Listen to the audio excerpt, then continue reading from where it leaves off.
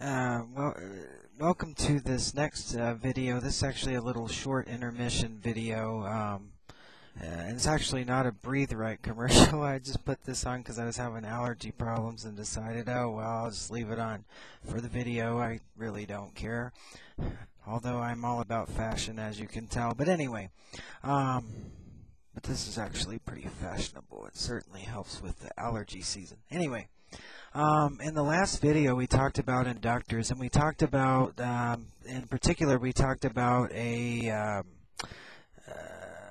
quality or something that we can put into the circuit. When we put a coil into the circuit, we can limit current flow, and we measure that in a quantity that's referred to as inductive reactance. And we talked about how that the inductive reactance value was dependent upon a couple of different things. First of all, we can increase the inductance of the coil by increasing the number of turns that we put into the coil.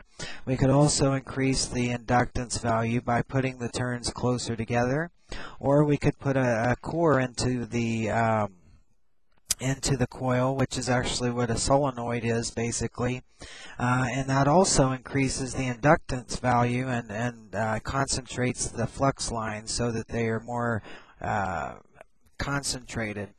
And then the other way that we can increase or change the inductive reactance value, the opposition to current flow, is by increasing the frequency. Now, because these videos have to do with radio, and basically I'm making these just as a review for my wife and I to go over the theory aspects of ham radio, but a couple of things come to mind. And one thing that I didn't talk about is power in a circuit. Oh, I need my glass of tea. Breathe Right, drinking tea. I'm good video presentation. But anyway, one thing I didn't talk about was the power in a circuit. Now, if I have a circuit, and let's say that I put and it's 100 volts is my power source, and I have a resistor, not a coil, but a resistor that has 100 ohms. And so my current, if I divide that out, I use Ohm's law, I divide the voltage by the 100 volts by the 100 ohms, and I wind up with a current flow of 1 amp. Now I can use the voltage, the source voltage, and I can multiply that by the current to get the power that's produced by the circuit. So what I do is I multiply the 100 volts by 1 amp, and I'm actually my circuit's actually producing 100 watts of power.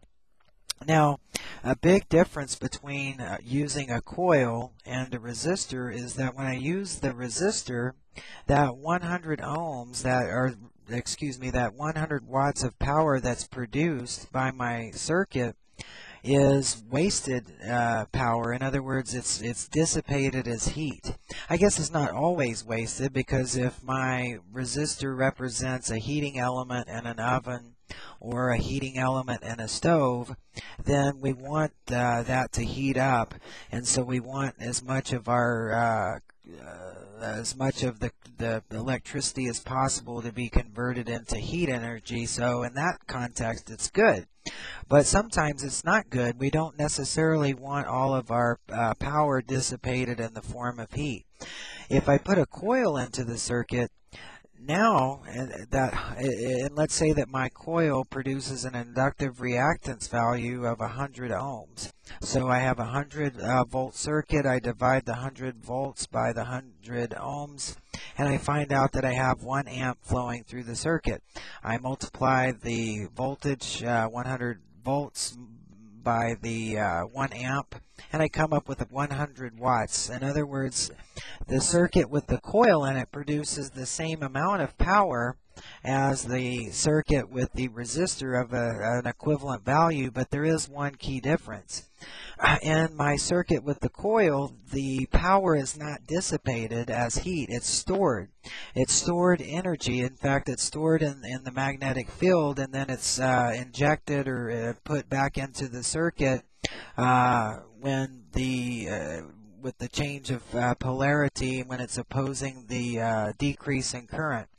But the point I'm trying to make is that the power that is generated in the circuit with the coil is really called apparent power. It's not dissipated, it's not used, it's merely stored power.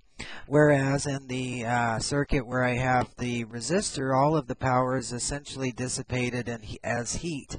So that's one big difference between using an inductor or a coil in a circuit and using some type of a resistor or a resistive load in a circuit.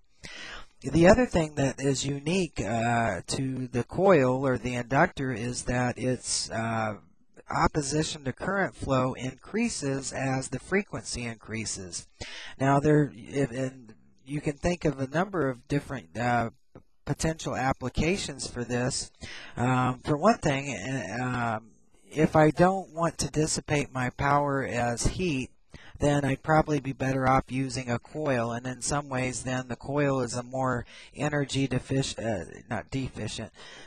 a more energy efficient device than the resistor, because it's just storing that energy and then putting it back into the circuit.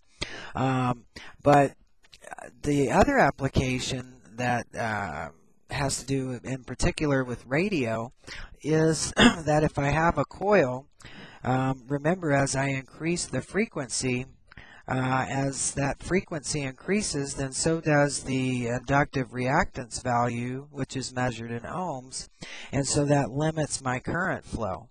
But at some point, if I just keep increasing the frequency up and up and up into the millions of hertz, at some point, very little, almost no current is going to flow because the inductive reactance value is so high that it's effectively shutting off that current. So this brings to mind then an important application of coils and communication circuits.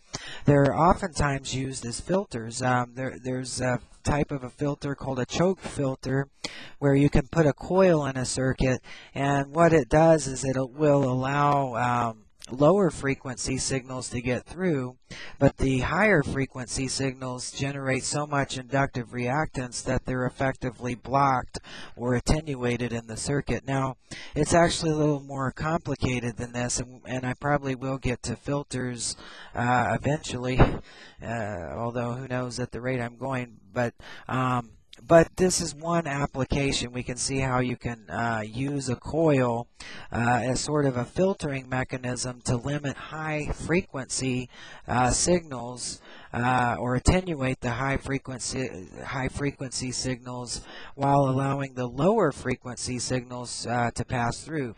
For example, let's say that you have an audio frequency. Well, generally audio frequencies operate in the neighborhood of, what is it, I think 30 hertz is the lower end to about, what is it, I think at 3,000. I think it goes above that, but as far as audible sound, the sounds that we normally hear and like in speech and all of that, it's roughly 30 hertz to 3,000 hertz, or 30 hertz to 3 kilohertz.